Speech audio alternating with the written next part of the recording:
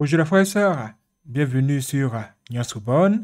Nous sommes de retour pour un témoignage extraordinaire. Waouh! Les histoires de revenants? Sérieux? Est-ce que ça existe? Vraiment? Il y a des choses il faut croire sans avoir vu. Mais un truc de ouf. Qui aimerait voir un truc pareil? Regarde-le. Hein? Lui-même il a peur de lui. Et ici, nous allons entendre parler de beaucoup de choses concernant le truc des esprits, les amis. Une jeune femme va nous raconter comment elle a rencontré un vrai fantôme. Quoi? Un vrai fantôme? Les fantômes, ça existe? Ah, écoutons son témoignage. C'est un truc vraiment extraordinaire. C'est parti.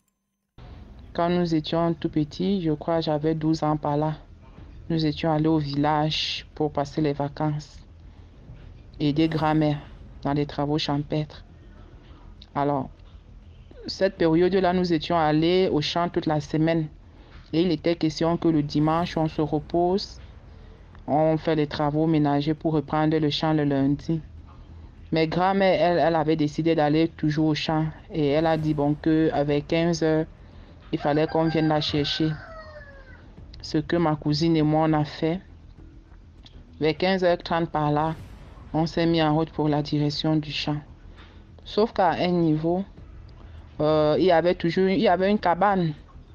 Voilà, quand on enterre peut-être un mort, on lui fait une petite maison. Voilà, on lui fait une petite maison. Et la maison là était dans la brousse, dans la paille. C'est comme ça donc qu'on arpente le sentier.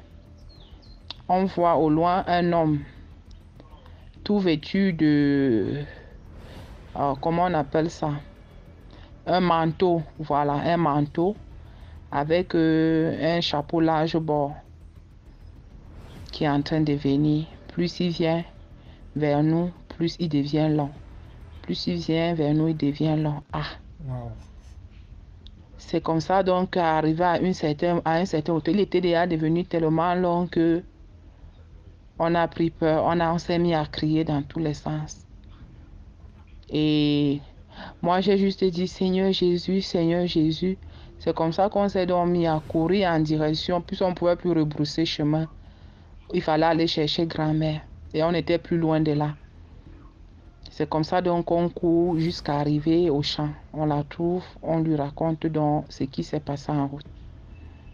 Elle nous demande donc de vite faire les sacs et de rentrer pour qu'on lui montre exactement là où est-ce qu'on a trouvé l'obstacle. C'est comme ça donc au retour on lui montre. Elle dit donc qu'elle a compris. C'est en fait après qu'elle explique à mon père que c'était un papa qui avait été enterré là-bas, un monsieur qui avait été enterré là-bas. Et que ce monsieur, même de son vivant, était très compliqué en fait. Donc, il sortait, comme on dit généralement. Il sortait, donc on avait vu un fantôme. Et bon, Wow. quand on est rentré, elle nous a fait lécher certains produits. Voilà, les astuces des grands-mères, là, nous a fait lécher certains produits. Donc, c'est comme ça qu'elle nous a fait faire certains bains. Et elle nous a demandé de ne plus penser à ça. Bon, toujours pendant les mêmes vacances. Là, c'est maintenant un interdit qui venait de mon grand-père. Il nous avait dit que quand on part au champ, on doit rentrer le plus tôt pour puiser de l'eau au marigot. Car à 19h, il ne veut plus voir quelqu'un au marigot en train de puiser de l'eau.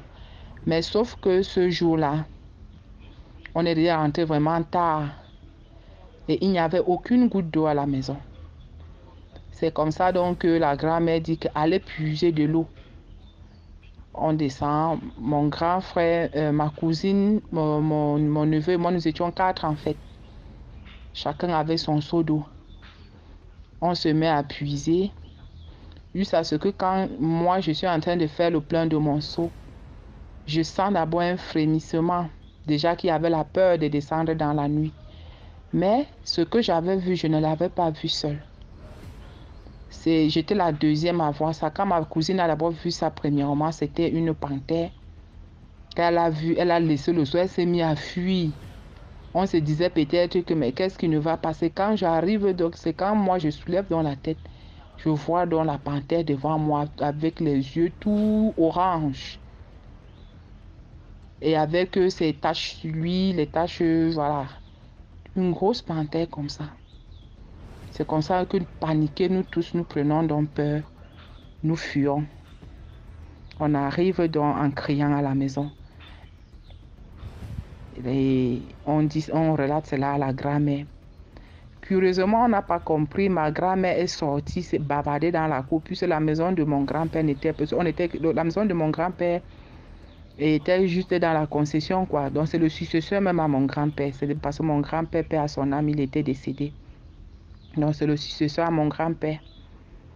La grand-mère bavarde, elle bavarde, elle bavarde. Elle dit si quelque chose arrive à l'un de mes petits-fils, ce qu'on ne va pas seulement vous dire. Elle bavarde, elle bavarde.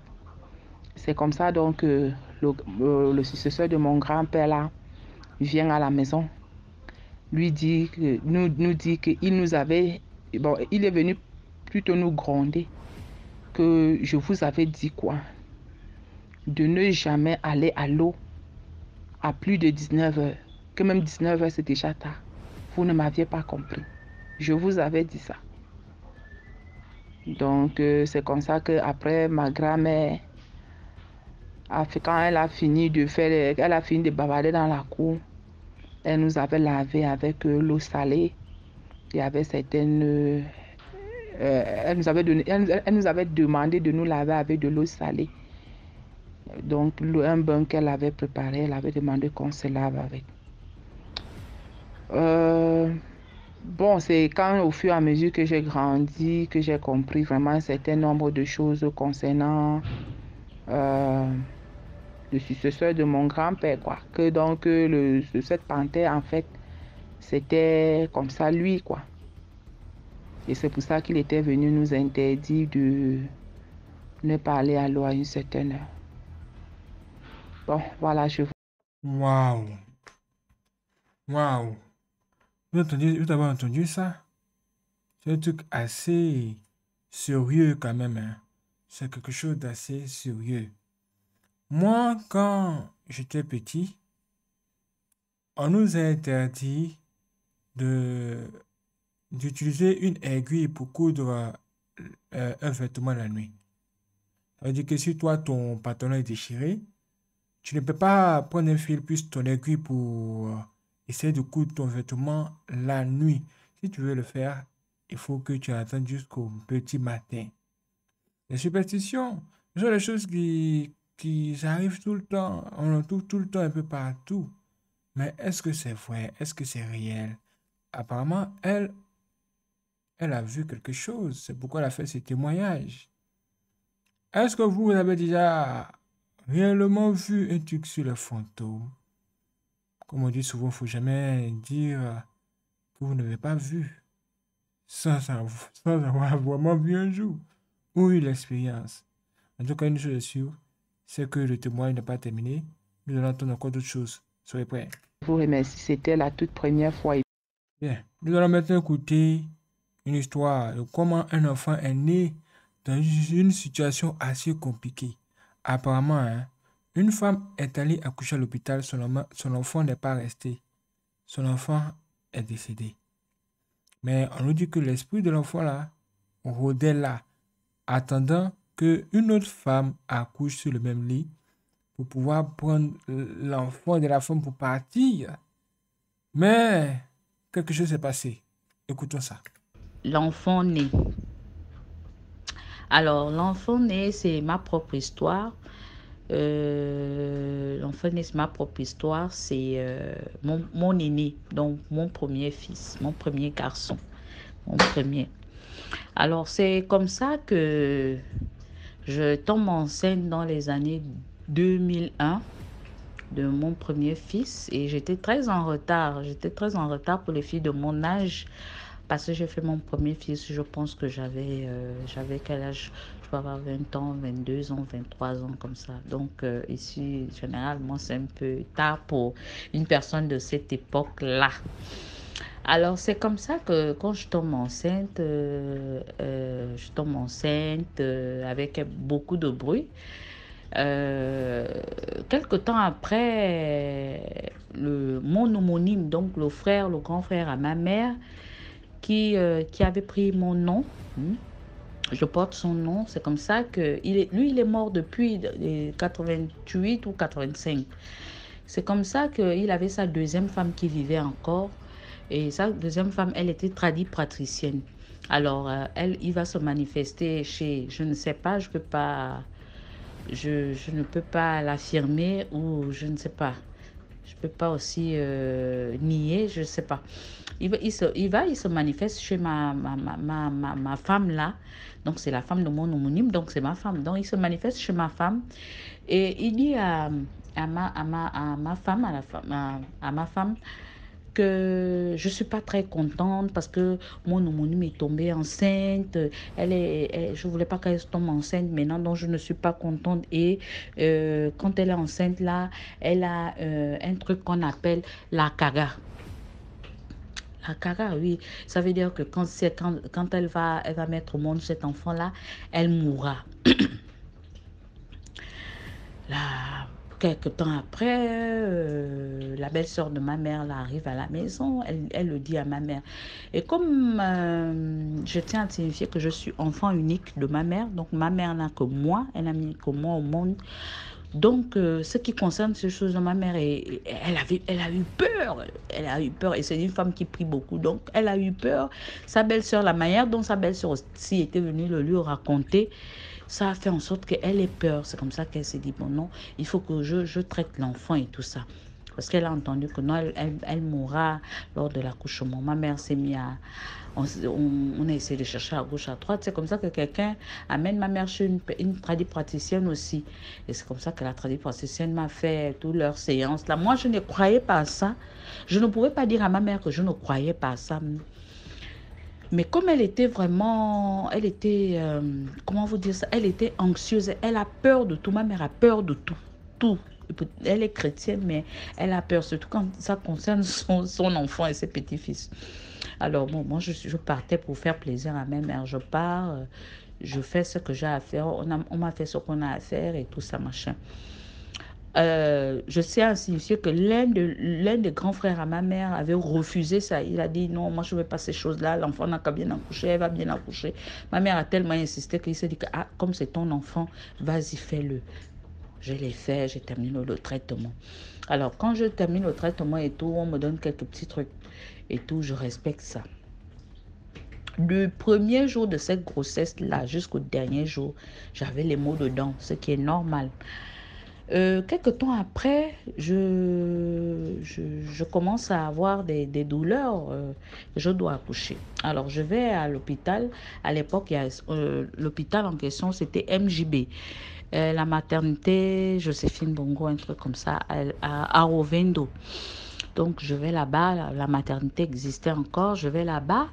Je fais ce qu'ils ont à faire. Les douleurs, les contractions ont commencé. J'ai commencé les contractions le matin. J'ai accouché 3 jours après. Donc, je fais 3 jours avec des contractions. Ce qui a encore plus mis la peur à ma mère au ventre. Et la peur à ma mère au ventre, donc elle avait tellement peur que elle se dit mais ça c'est quelle contraction qui fait 3 jours pour qu'une personne accouche et tout ça. Donc au moment où je voulais accoucher, parce que j'avais accouché vers les 2 heures du matin, 1 heure, au 3e jour j'étais fatiguée, je ne primais pas.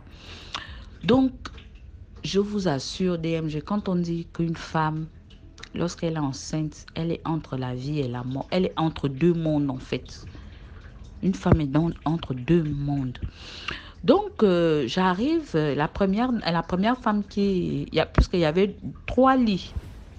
Et les 3 lits étaient occupés. Moi, j'étais la 4e personne, j'étais assise, j'attendais mon tour pour accoucher.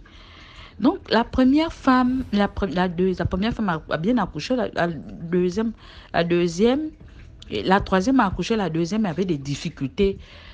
L'enfant avait des difficultés à descendre. Donc, pendant qu'on lui demandait de pousser l'enfant, moi, j'étais assise en fait. J'étais assise. J'avais mes douleurs, vraiment des douleurs atroces. C'était un petit garçon. J'avais des douleurs atroces, mais à un moment donné, c'était comme si j'étais entre le réel et le réel et le brouillard. En fait, j'étais entre, en un mot, je peux dire que j'étais entre deux mondes, comme si je sais pas comment vous expliquer ça, quoi. Entre deux mondes, en fait. J'étais entre le réel et le non réel, ou je sais plus comment vous dire ça. Mais j'étais là, je regardais. Et tout d'un coup, euh, aussitôt, j'ai vu comment l'esprit du bébé de la femme qui accouchait, j'ai vu comment l'esprit du bébé sort du bébé. Je vois ça à la salle d'accouchement, ça sort du bébé. Ah, même pas 3 secondes, même pas 4 secondes. Je reviens en moi, tout d'un coup j'entends les infirmières dire: oh, l'enfant est en train de partir, l'enfant est en train de partir, ils frappaient l'enfant, rien, l'enfant, ils ont essayé de récupérer l'enfant. Elle a finalement perdu le bébé. Donc la dame, elle pleurait et tout ça, elle pleurait. Mais pendant tout ça, la dame pleurait, qu'on enlevait l'enfant, ils ont emballé l'enfant et tout ça. Moi j'étais là, j'avais des douleurs, mais je regardais vers la dame. Et puis, j'ai encore eu ce truc-là. J'étais entre les deux mondes, comme si je voyais quelque chose, comme si... Maintenant, je voyais maintenant le bébé en question, qui était là, qui était comme quelque chose qui volait dans l'air. C'est comme ça qu'ils ont terminé, ils ont bougé la dame. La dame, et pourtant le premier lit était inoccupé, le troisième lit était inoccupé, mais le deuxième lit était, la dame était en train de quitter du troisième lit pour descendre du lit. C'est comme ça que l'infirmière me dit: oh non, madame, venez aussi vous allonger. J'ai dit: quoi? Avec toute la douleur que j'ai dit: m'allonger où c'est? Au deuxième lit. En fait, l'enfant était toujours, la présence de l'enfant, l'esprit de l'enfant était toujours là. Et la dame voulait que j'aille dormir sur le lit où l'autre a perdu l'enfant. Je dis: mais attends, ce lit-là, la dame vient de perdre son enfant là tout de suite là. L'esprit là encore là. Moi je vais venir et puis le petit... En fait, j'avais parlé ça comme ça, j'avais complètement oublié ma douleur. Je dis: maintenant moi je vais venir m'allonger et le bébé là va appeler mon bébé qu'allons-y, on repart là où on part. Donc les douleurs que j'ai eues pendant 3 jours, je vais perdre l'enfant là comme ça quoi. J'ai dit: jamais, je ne peux pas m'allonger là. J'ai dit: je m'allonge au premier lit. Ah, mais non, hein. La dame voulait maintenant me gronder. J'ai dit: madame, pardon, ça fait 3 jours que je suis ici. Et heureusement, il y avait une infirmière, une dame âgée. Vraiment, cette dame-là, je cherche. C'est une dame vraiment, je ne sais pas, des infirmières du temps. Vraiment, à peine je me suis allongée, même pas 1 minute, j'ai accouché. Je fais sortir mon fils tranquille, bien, bien, bien. Mais la présence du bébé était toujours là. Je ressentais le bébé. Sa présence était toujours là. Après un moment, le bébé, il a attendu, il a attendu. Moi, je le voyais en fait, mais les infirmières ne le voyaient pas. Donc, le bébé attendait maintenant mon enfant. Mais mon enfant était là, il est bien né, il a respiré. Je ne sais pas comment il s'est dit que l'autre allait finir par le trouver. Après, il a attendu, je pense, 2 ou 3 minutes après. Tout d'un coup, l'esprit a disparu, il est parti. J'ai pris mon fils dans mes bras, j'ai dit: oh Seigneur, merci. J'ai commencé à prier, prier. C'est comme ça que l'ancienne infirmière me demande: c'est comment ma fille? Je dis: ah, je l'ai raconté. Il me dit: oh, ici à l'hôpital, on voit beaucoup de choses. C'est un enfant qui ne voulait pas naître. C'est un enfant qui voulait, soit c'était sa mère qui partait, soit c'était lui qui partait. Il a préféré sauver la vie de sa mère, il est parti. Et quand toi tu es venu accoucher, quand toi tu l'as vu, il attendait l'autre, il se disait que l'autre aussi, mais l'autre a fait le choix de venir au monde et tout ça. Je dis: ah Seigneur. Donc, cette histoire... Waouh! Vous avez entendu ça? Vraiment, c'est un témoignage extraordinaire. Ça, ce n'est pas normal. Ce qui est extraordinaire, c'est ce qui n'est pas ordinaire. On n'a pas l'habitude d'entendre ça, on n'a pas l'habitude de voir ça. Hein? Vraiment, les amis, comme vous avez une femme enceinte, soutenez cette femme dans la prière, soutenez cette femme dans tous les sens Vous n'imaginez pas combien de combats il y a dans ce monde, combien de mauvais esprits sont là. Dites-moi ce que vous en pensez. Bien, nous allons écouter un autre témoignage. Comment un homme est entré dans le noir, dans les ténèbres, dans les choses du diable, pour avoir des richesses. Mais c'était au prix de quelqu'un ou des gens autour de lui. Mais est-ce que ça existe réellement de telles choses? Les gens disent, oh, ce sont des rituels pour avoir beaucoup de richesses. Mais à quel prix? Est-ce que ça en valait la peine? Quelles ont été les conséquences de cette chose? Écoutons le témoignage de cet homme, vous risquez d'être surpris. Ha!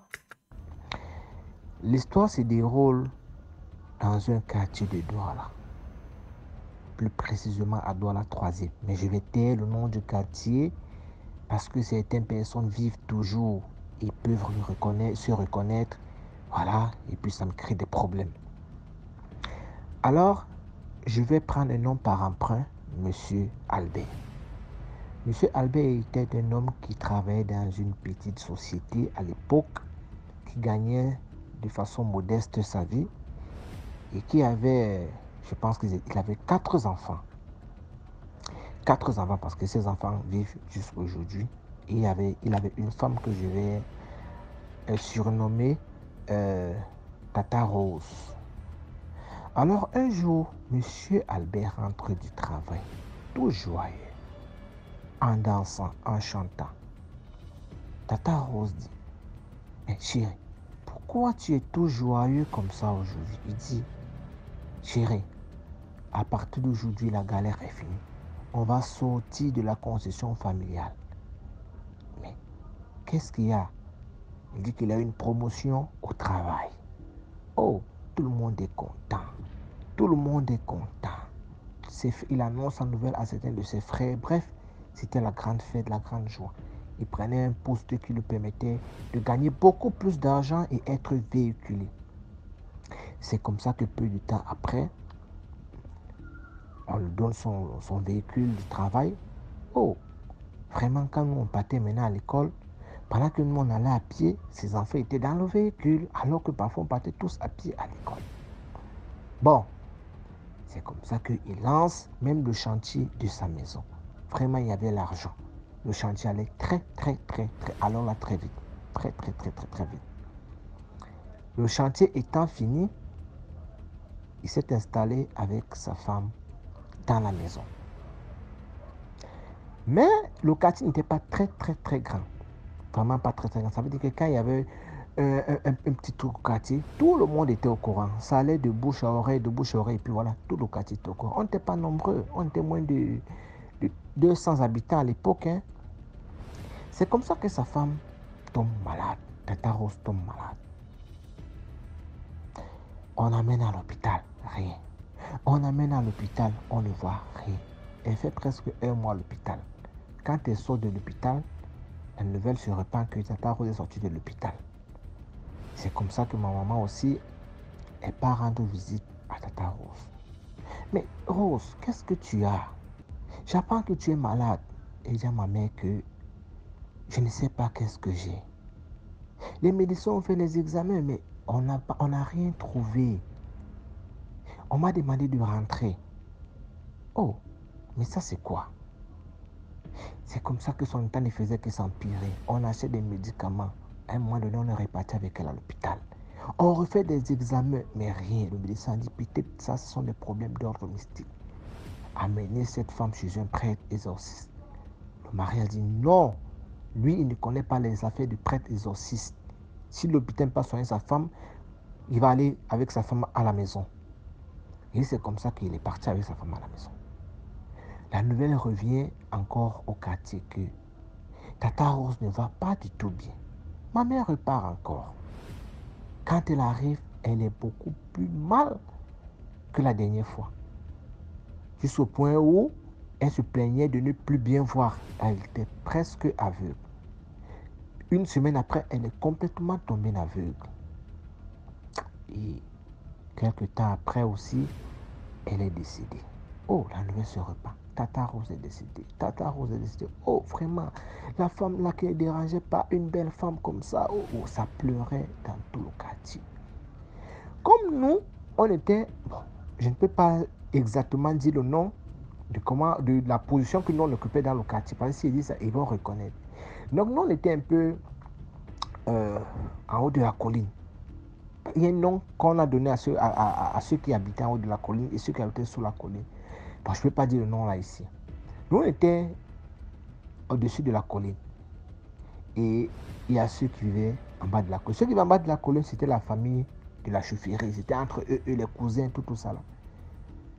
Ça commence à grouiller dans le quartier que l'esprit de Tata Rose se baladait avec un cercueil à partir de 21h. Oh! Comme je te dis là, que l'esprit de la maman là se baladait au quartier avec un cercueil. Je ne sais pas si c'était une légende, nous on était petits, je ne sais pas si c'était vraiment vrai, mais c'était une information que personne n'a négligée. Que elle se baladait que là-bas en bas, elle cherchait son meurtrier. Donc ça faisait que, à l'époque, mon papa il était taximan. Ça faisait que quand 20h le trouvait dehors, qui n'est pas encore entré au quartier, il rentre plus, il reste là-bas, il va dormir dans son taxi là-bas en ville, il ne rentre plus au quartier. Pendant un mois, ça grouillait partout que elle sort. Bon, voilà, on a préparé des trucs pour la veiller, tout ça, on a loué les bâches, il fallait que son corps sorte de la morgue. Le jour que le corps est sorti de la morgue, ma maman était, j'ai vu. J'ai dit j'ai vu. C'est le jour-là que j'ai compris que oui, le femme-là existe. Alors, il y avait donc des voitures en file indienne avec les phares allumés. Il dit que mon frère, les clignotants, les doubles clignotants allumés, les gars, ils venaient. Il y avait plus de 20 voitures. Quand ils ont garé, le monsieur est entré dans la maison.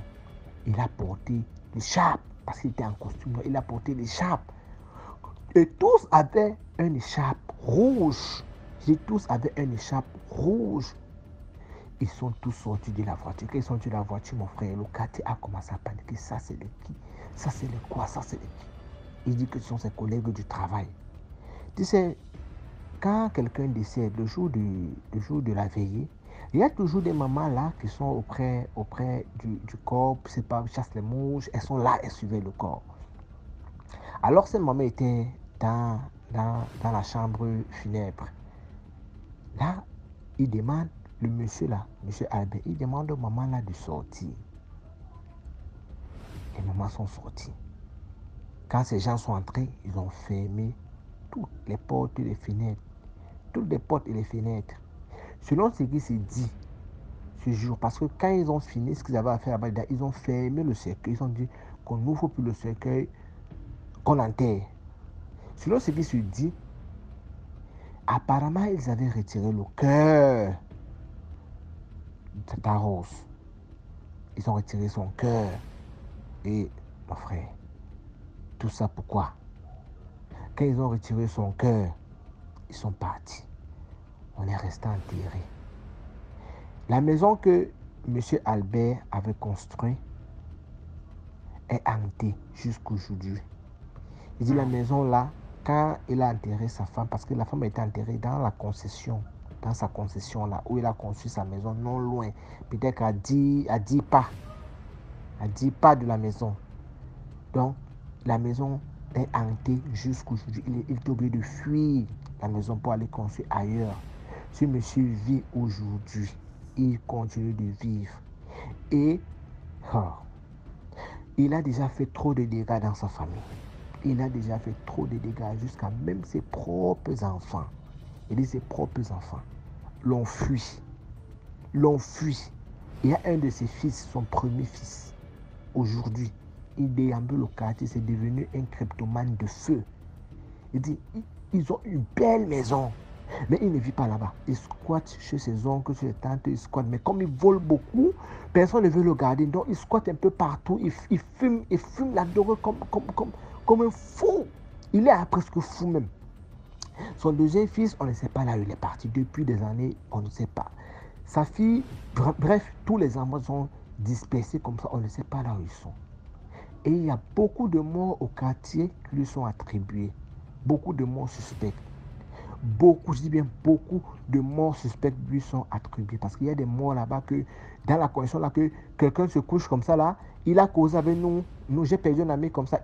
On a joué le ballon en soirée. Ça va vendre la nourriture, les beignets haricots le soir. On a mangé les beignets haricots. C'est au Cameroun, quand on mange des beignets haricots, on reste là, on tape les divers, on parle du foot, on parle un peu de l'école, tout ça là. Le matin, on l'a trouvé mort. On l'a trouvé mort. Donc, la maison là, elle est hantée jusqu'aujourd'hui. Et les gens ne font que mourir dans cette famille-là de façon suspecte. Jusqu'aujourd'hui. Jusqu'aujourd'hui, il y a des gens qui meurent toujours là-bas. Jusqu'aujourd'hui. Donc, on peut dire que vraiment, les gars, prions. Prions. Même si tu marches avec quelqu'un, quand tu le vois qu'il commence déjà à avoir un argent là, que quand tu regardes son travail, ça ne correspond pas à ses dépenses, pardon, faut fuir, faut le laisser. Soyons vigilants. Prions.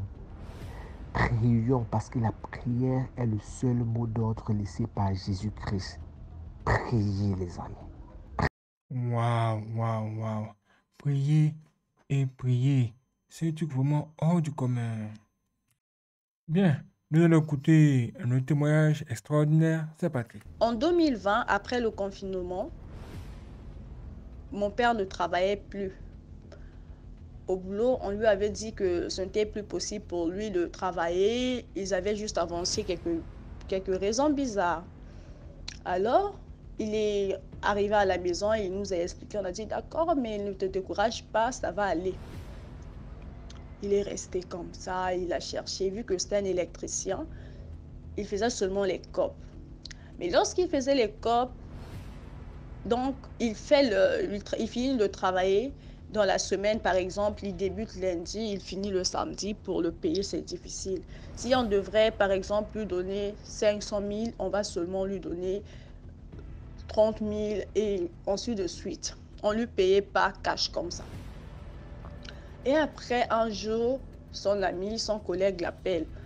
Monsieur, je tais son nom, je tais le nom. Monsieur, bonjour, oui, bonjour mon ami, ça va, oui, ça va et tout. Mais actuellement, tu es où? J'ai un deal là. Mon père dit, un deal? Oh non, il faudrait que tu partes. Viens, pardon, faudrait que tu viennes vite pour qu'on en parle. Il est parti pour causer avec son ami.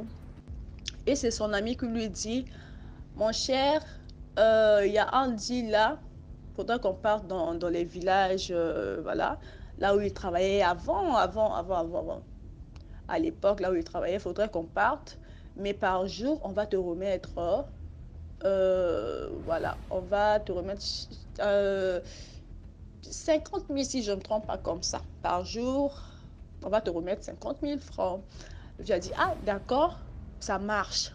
Vu qu'il n'avait pas le choix, hein. Il n'avait pas le choix que de repartir là-bas. Il n'avait pas le choix parce que, en tout cas, on vivait, je ne sais pas comment expliquer, hein. Deux fois, on mangeait des trucs bizarres. Il n'y avait presque rien à manger à la maison. Il est parti. Il est parti, il est revenu. Donc, il partait le matin et revenait le soir. Il est parti. Et après, le deuxième jour, on leur a demandé les livrets. Lui, il est venu à la maison. Il a dit, en tout cas, mon livret là, il faudrait que je parte avec demain parce qu'on a obligé les livrer. Grâce à ce livret-là, je vais obtenir, voilà, j'aurai quelques postes encore. On a dit, d'accord, il avait laissé son sac sur la table à manger ainsi que son livret.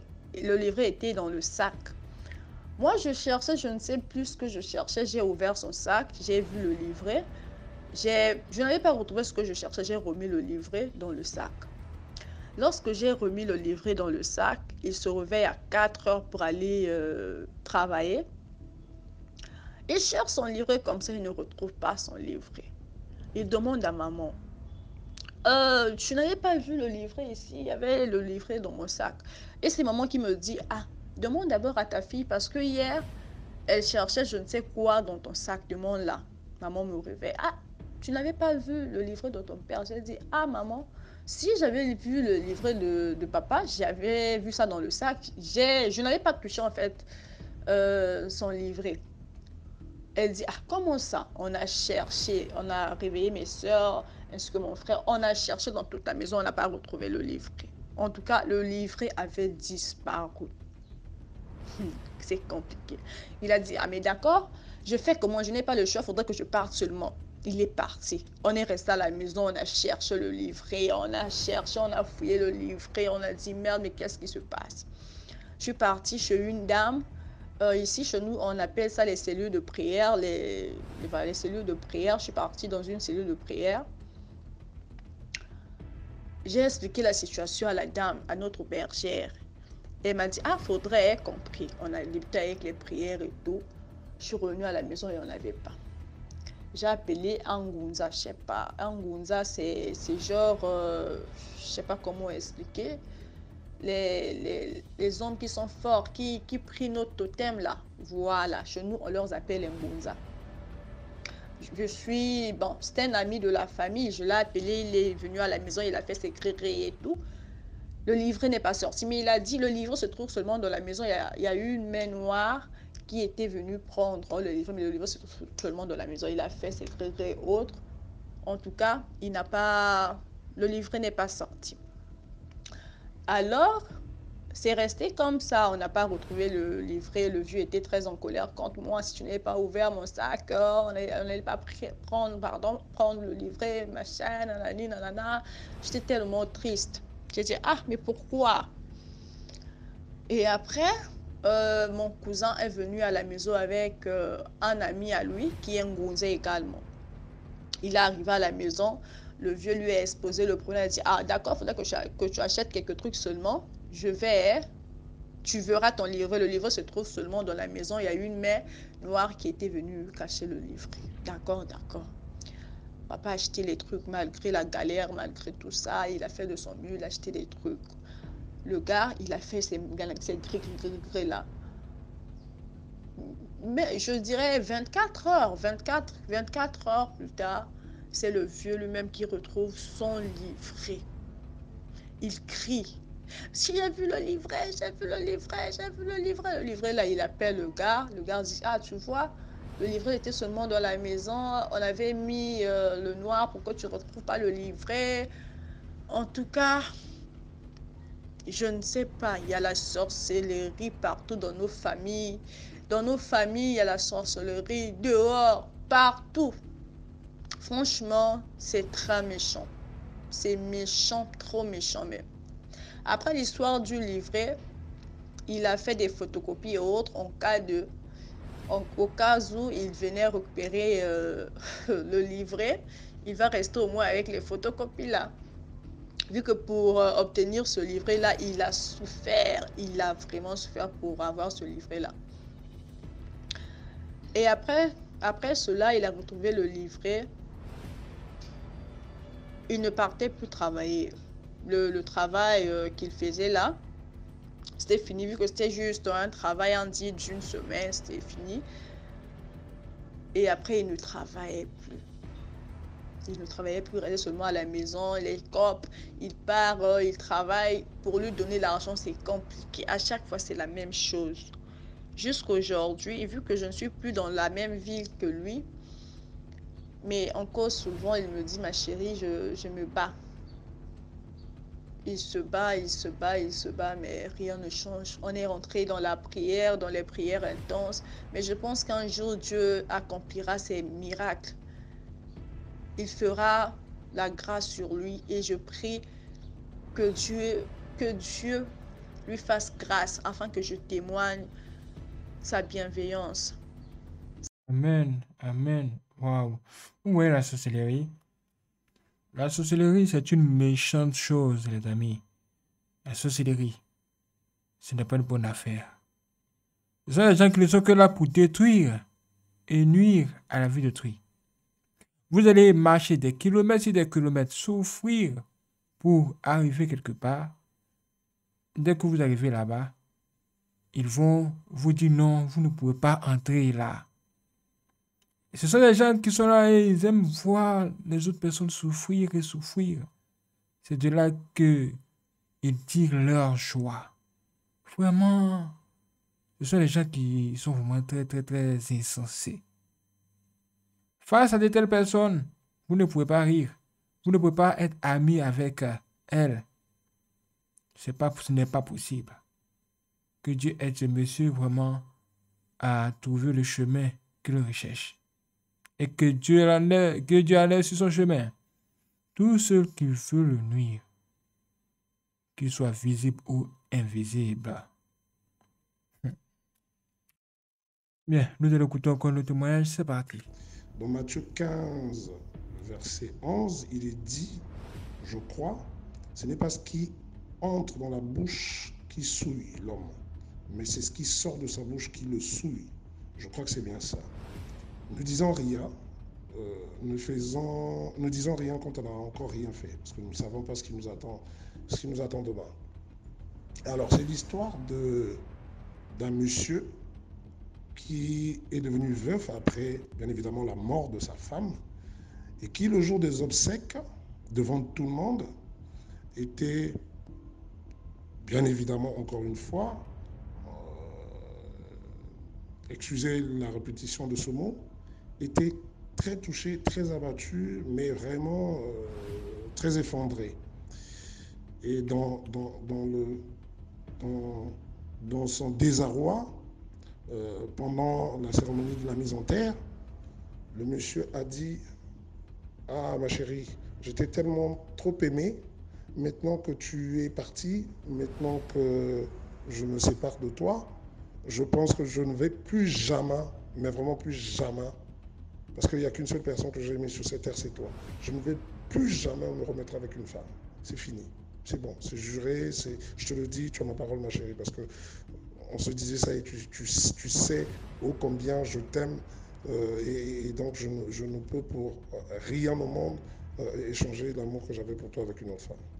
Voilà, l'enterrement fut fait. Les jours sont passés, les mois sont passés, les années sont passées. Ce monsieur, comme la mémoire oublie très souvent, et la nature ayant horreur du vide, ce monsieur a commencé à faire la cour aux femmes. Il a commencé à faire la cour aux femmes et nous savons ce qui en résulte de la cour. On finit toujours par passer une nuit ensemble ou des nuits ensemble, mais à chaque fois qu'il passait une nuit avec une femme, le monsieur était persécuté. Et il s'est mis avec une femme, et c'était tout le temps comme ça. La femme commençait à vivre des choses, mais que le monsieur ne voyait pas. À un moment donné, il fallait chercher pourquoi c'était comme ça. Il se sentait toujours étouffé quand il dormait. Et ils sont donc allés, vous savez, je ne vais pas vous apprendre ça, hein, nous sommes bantous, nous sommes africains. Ils sont donc allés en consultation, et donc en consultation, on leur a fait savoir qu'ils dorment à 3. Parce que monsieur avait dit, le jour des obsèques de sa femme, qu'il ne va plus jamais se remettre avec une femme, il ne va jamais trahir sa femme, tellement qu'il avait aimé, et il ne voit pas avec qui il va marchander, il ne voit pas avec qui il peut échanger tel qu'il avait échangé avec les sentiments, hein, en parlant des sentiments bien sûr, tel qu'il les avait échangés avec sa femme qu'il avait tant aimé. Et donc voilà, on leur a dit, ben voilà, c'est la défunte qui est avec vous. Il a changé et il s'est mis à changer.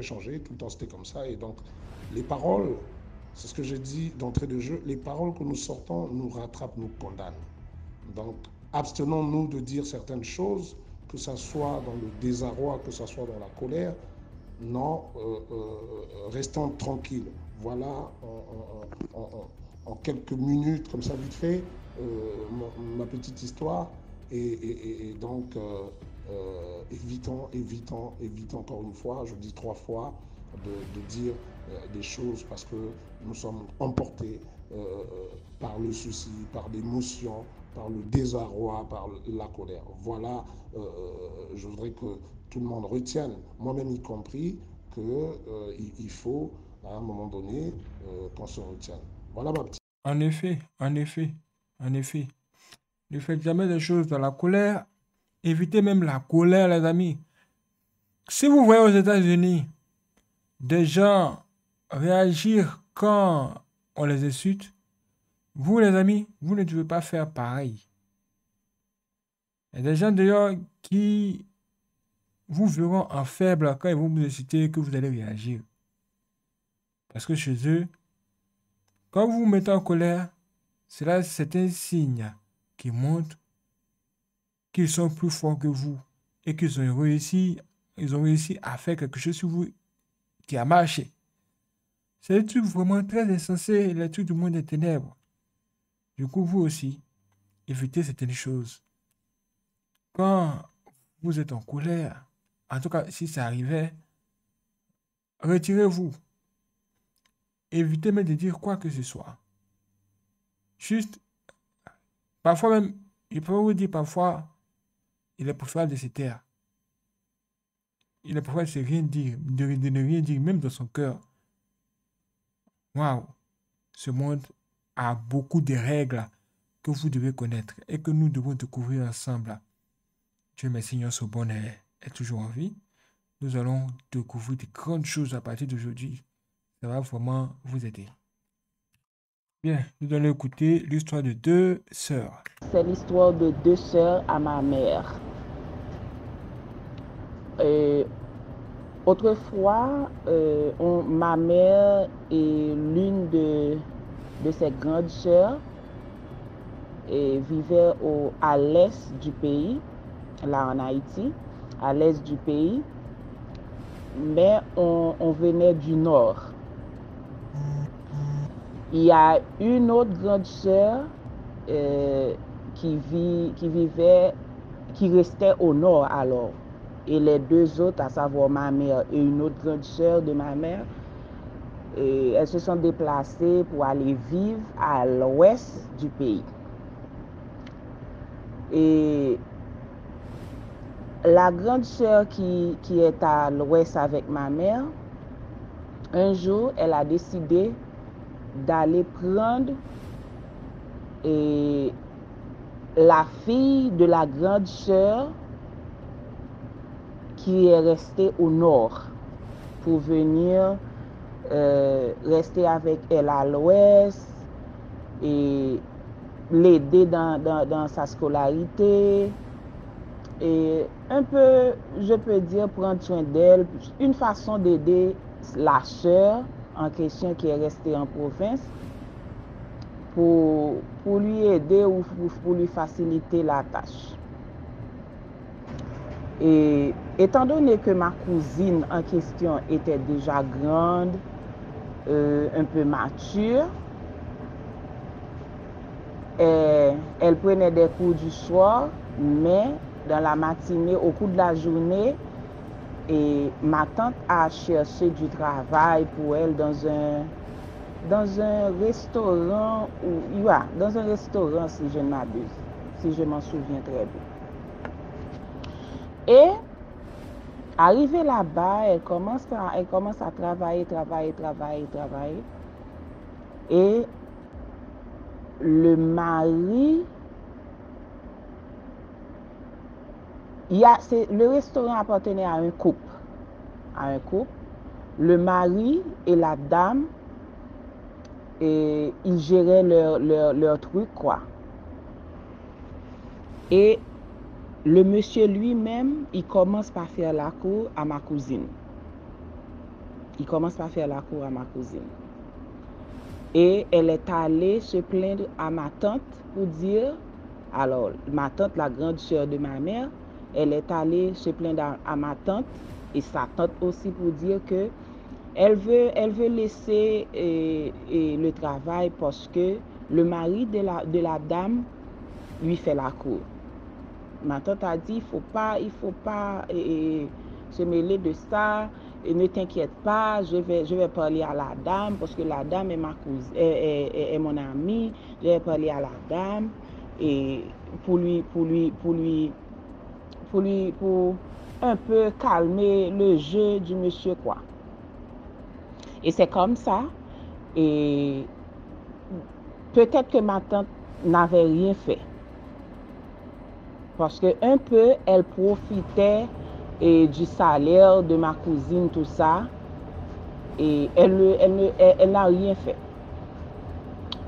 Et le monsieur lui-même, dans son jeu, il continue à emmerder ou à taquiner ma cousine, si je peux dire comme ça.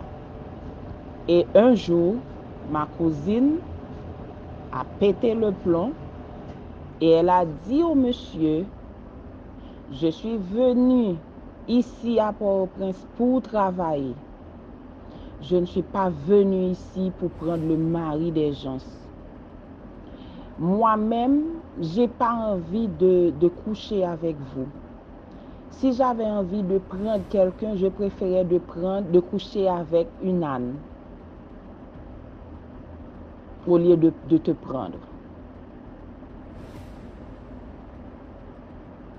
Je peux dire, âne, c'est chez nous, on dit bourrique.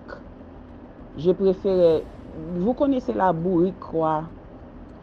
Je préfère de prendre cet animal au lieu de te prendre.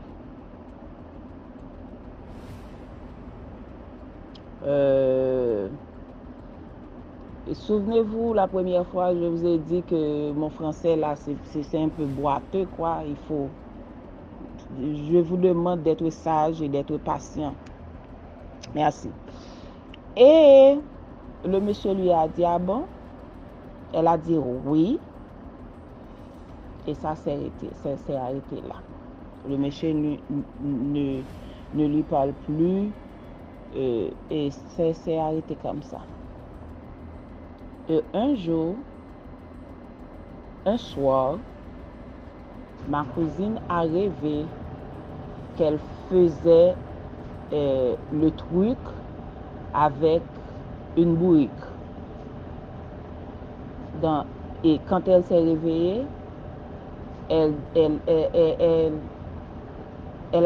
touche son devant, ou je ne sais pas. Je tiens à éviter de gros mots. Et elle a vu que sa partie, c'est comme quelque chose qui était en mouvement, quoi. Et elle a sursauté, elle a vu que c'était mouillé, c'était quoi. Elle a dit, qu'est-ce qui s'est passé? Mais j'ai rêvé que je faisais telle chose à un animal. C'est quoi ça? Et c'est comme ça, c'est devenu une habitude, quoi. Et à la fin, elle commence par perdre la tête. Et là, maintenant, elle ne peut plus travailler. Elle parle du jour, le jour et la nuit, elle parle seule, ou elle crie. Et voici la chose, voici l'animal, voici l'âne. L'âne arrive, et il va me faire quoi? Ça va faire mal, ça va faire ceci. Et après, elle crie, elle pousse de grands cris. Et après, elle peut vous montrer comment son devant, comment sa partie intime est mouillée ou c'est un peu élargi. Tu vois que c'est quelque chose d'anormal qui lui est arrivé.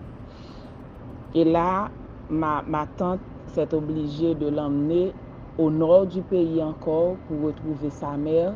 Parce qu'à l'époque, il n'y avait pas de téléphone pour annoncer à sa mère que sa fille est malade, voilà. Et là, on était obligé de l'emmener au nord du pays pour retrouver sa mère. Et c'est en arrivant que ma tante explique à ma tante qui vivait à l'ouest, expliquait à l'autre tante, à ma tante alors, ou la mère de la fille, que voilà, elle pousse des cris, elle parle seule, tout ça. Et ma tante qui vivait au nord, la mère de ma cousine, elle-même elle s'est allée consulter quelqu'un pour voir ce qui est arrivé à sa fille, quoi.